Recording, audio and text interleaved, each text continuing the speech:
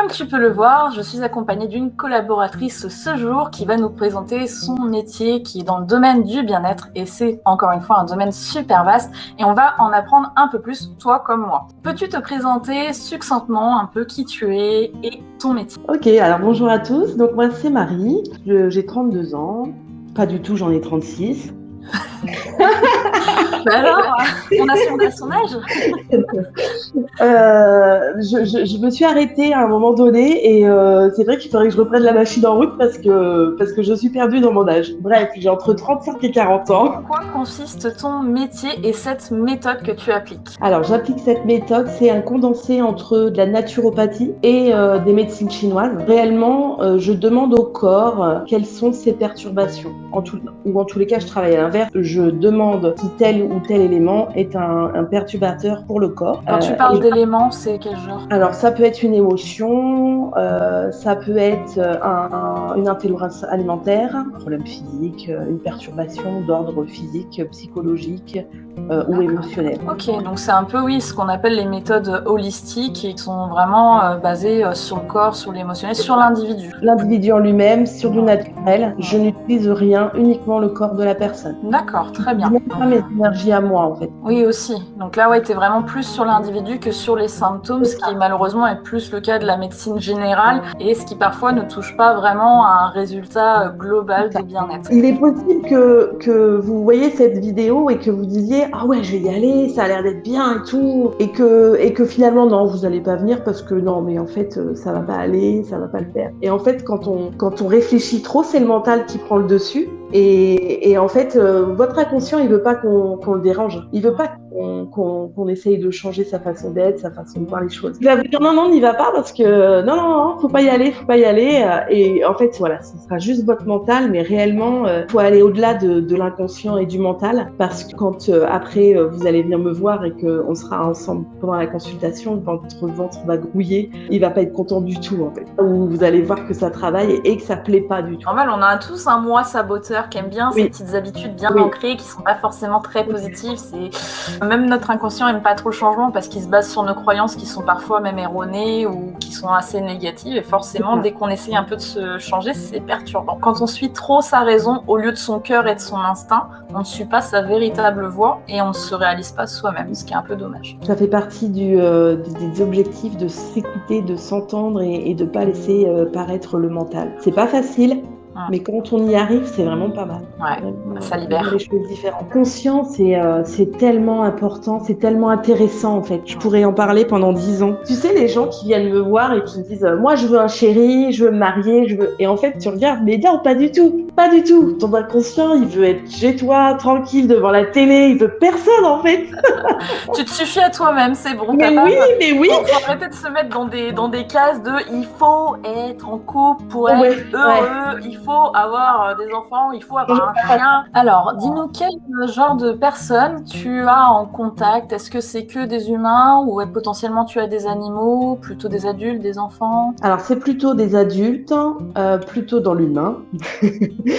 J'ai assez peu d'hommes, même si ça commence à arriver. C'est le temps que ça se passe. Parce que ça fait combien de temps que tu pratiques? Depuis le mois de janvier. Oui, donc c'est récent, c'est pour ça c'est le temps que... Et c'est vrai que les hommes commencent à arriver. Ah, ça y est, ça fait confiance. Des croyances surtout en fait, il y a des croyances sur elle lui baratine, voilà. Sur beaucoup de métiers comme le tien, c'est vrai qu'on a une approche, c'est un peu perché, c'est un peu abstrait. Est-ce que c'est vrai? Est-ce que c'est juste du baratin? Puis genre si j'y crois, ça marche. Ouais, c'est ça. C'est trop subtil en fait. Donc, comme je peux pas leur présenter par A plus B que oui, ça fonctionne et que, c'est compliqué. Ouais, c'est en fonction vraiment des ressentis de la personne et de ce qu'elle croit en général. En fait, si elle est plutôt spirituelle, plutôt terre à terre. Après, on peut essayer. Puis si ça marche, tant mieux. Puis si ça marche pas. C'est ça. Là, il n'y a pas besoin de croyance réellement. C'est le corps qui va parler. Même si la personne, elle pense que non à une question, et si le corps il dit oui, c'est oui. Là où que je trouve ça super intéressant parce que on apprend à se connaître en fait. Ah, tu fais un gros travail d'introspection en fait pour les personnes. Oui, oui. Et un peu ma mission, ça va être d'amener la personne à être elle-même, en fait, elle, et puis à se retrouver et savoir qui elle est vraiment et peut-être la pousser vers des objectifs vers lesquels elle n'aurait pas été. Tu vois, c'est exactement ce que je fais sur cette chaîne. Je dis toujours te réaliser. Bah là, voilà, de genre de personne qui va dans cet objectif-là. C'est génial. C'est très important de penser un petit peu à soi. Il n'y a rien d'égoïste et travailler sur soi, c'est évoluer positivement, mais aussi possiblement faire évoluer le monde. Donc C'est ça. C'est génial. Je peux aider, par exemple, à atteindre des objectifs. Si une personne n'arrive pas à avoir un diplôme, un permis de conduire, bah là, je peux l'aider, en fait, à enlever tout l'émotionnel qu'il y a derrière et à enlever toutes les peurs. C'est souvent des peurs, en fait. Oui, voilà. Donc, les problématiques, par exemple, sur lesquelles tu vas accompagner, c'est tout ce qui est le stress, les émotionnels négatifs. C'est ça. Tout ce qui va être physique, sachant que les mots physiques sont souvent aussi liés à cet émotionnel. Donc, en fait, tu fais vraiment un global, c'est génial. Et au final, quelle va être la durée de ce style de soins? C'est 1h30 minimum. Et puis après, si je suis lancée, ça peut déborder un peu. Et c'est une seule fois ou tu peux le faire potentiellement plusieurs fois? Ça dépend peut-être de la personne. Oui, alors ça dépend pour la raison pour laquelle la personne vient, mais en général, c'est entre 2 et 3 séances. Prendre en compte la problématique dans l'entièreté. Quand vous venez me voir, c'est un soin que l'on fait ensemble. C'est une collaboration entre la personne qui est sur la table et moi-même. C'est 50-50. Il y a beaucoup de métiers qui s'approchent comme le tien, comme ça, qui sont dans la spiritualité, dans le toucher ou autre, où quoi qu'il arrive, c'est toujours une collaboration. De toute façon, dès qu'on est en relationnel avec les gens, c'est un travail commun, sinon ça fonctionne pas spécialement, ce sera pas efficient. Mais malgré tout, toi encore, tu agis plus que moi, parce que moi, c'est vrai que j'attends un peu plus de mes clients, parce que je leur propose la base, mais c'est à eux de se mettre les choses en place. Mais je pense que toi aussi, tu as un peu cette part-là aussi, parce que s'ils font le sang, puis que derrière, ils continuent leurs mauvaises habitudes, ou ils travaillent pas ce que tu leur as dit qu'il n'y allait pas, ça ne va pas être efficient. Donc, il y a toujours un engagement, en fait, personnel quand on va commencer ce genre de démarche. C'est important. C'est vrai.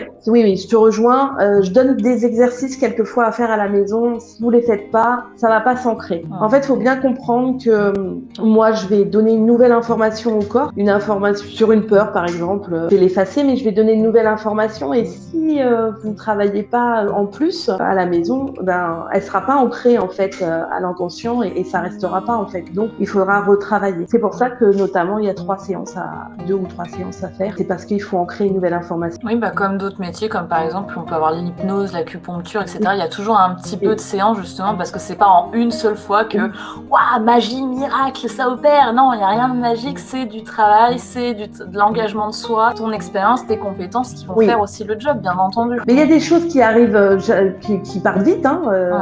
J'avais une jeune fille qui était venue pour la prise de parole en public. En une séance, ça a été fait.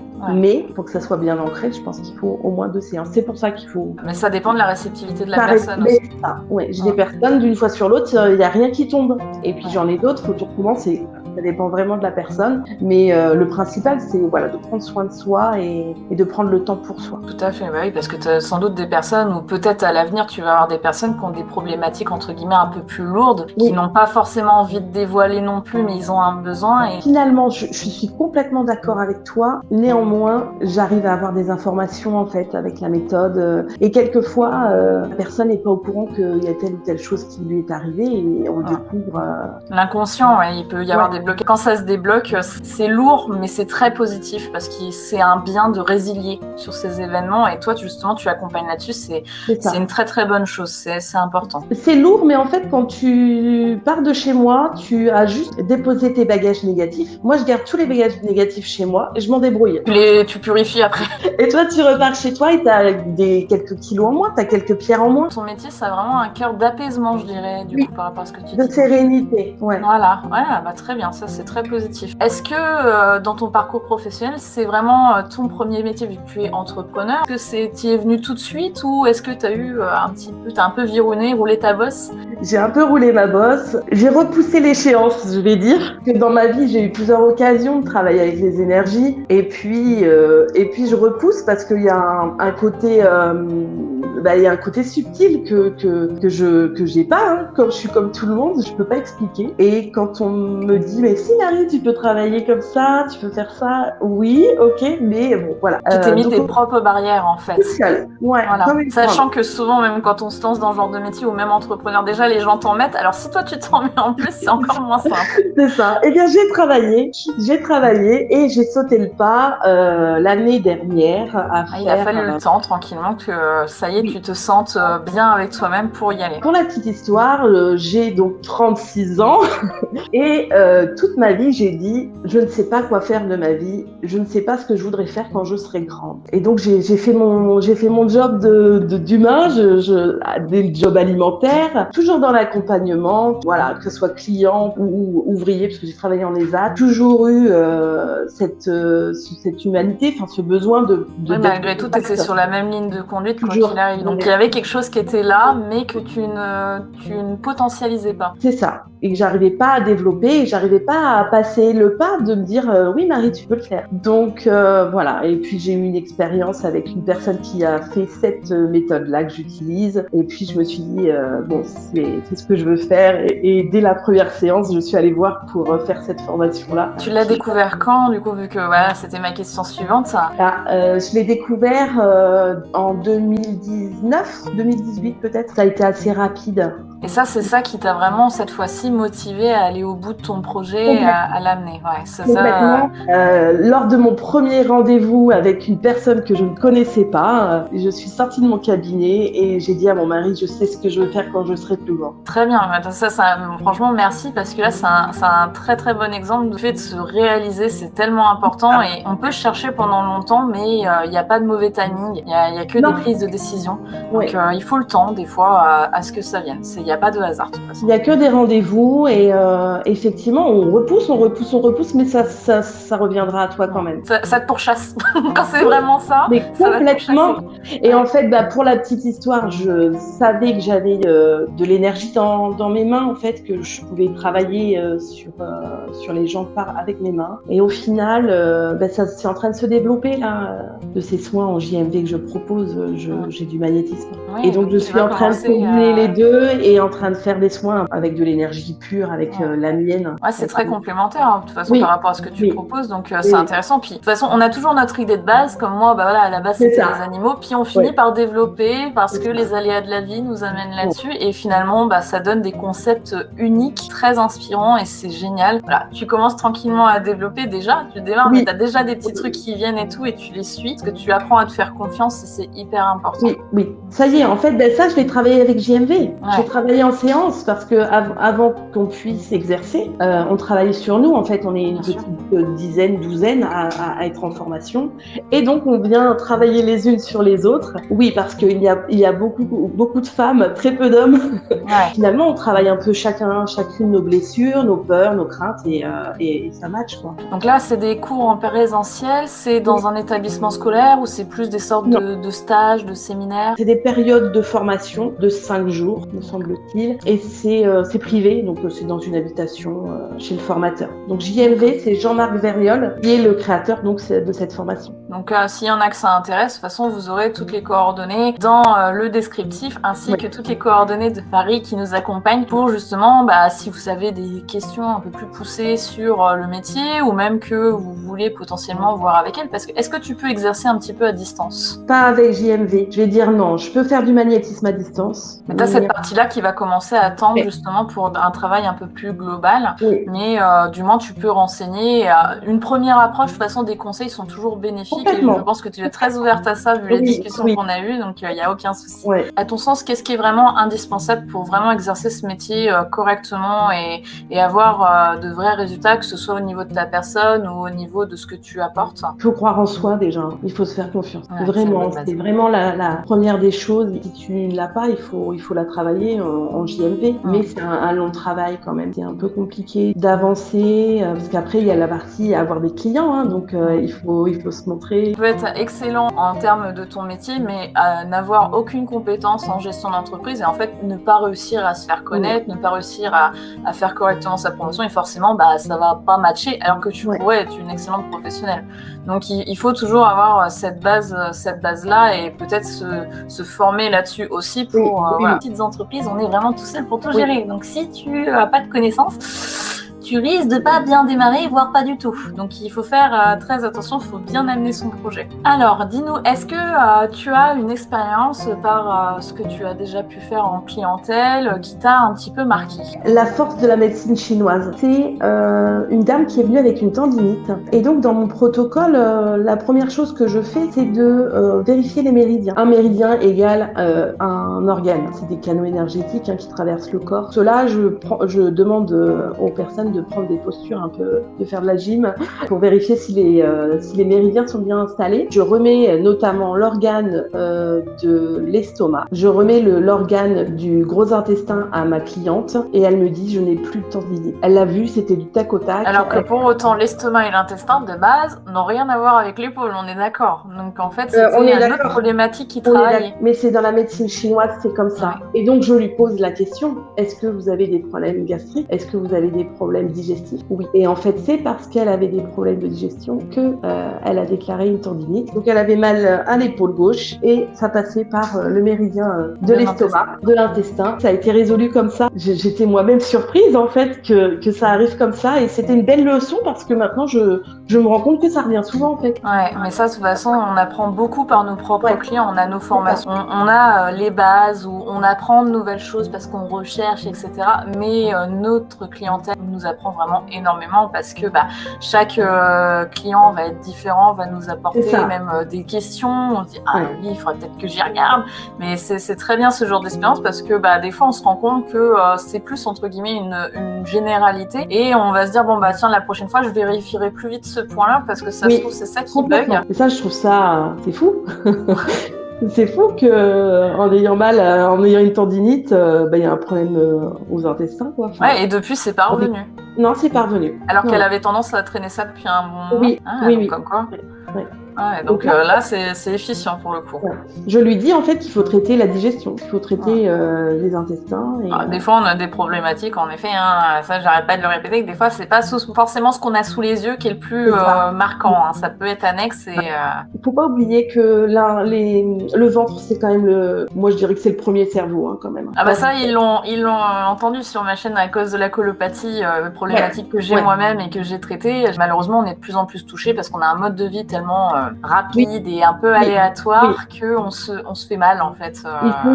Il faut respirer. Est-ce que tu as trouvé toi la cause de ta colopathie? En fait, comme beaucoup, on ne sait pas trop. De toute façon, cette problématique-là est très très mal connue puisque le microbiote c'est relativement récent. Mais comme j'ai été très très stressée, j'ai eu beaucoup de traumatismes d'enfance, on sait que l'émotionnel va forcément influencer. Et une fois que malheureusement ce style de dysfonctionnement, comme d'autres problématiques, sont installés, ils sont là, ils sont bien, ils sont bien installés.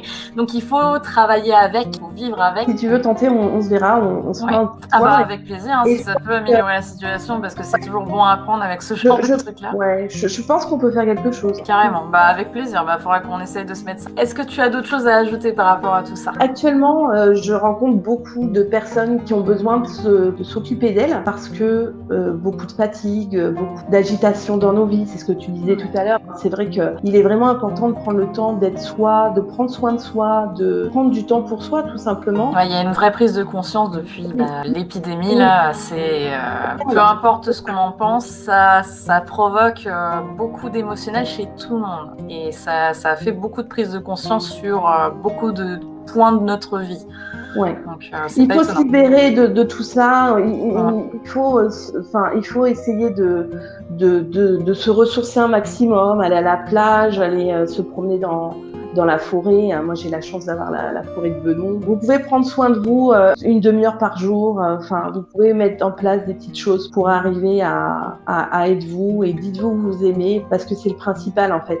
On s'en fout des autres. Aimez-vous vous et puis les autres, ils suivent ou ils suivront pas, c'est pas très grave. Il faut essayer de pas se mettre martel en tête.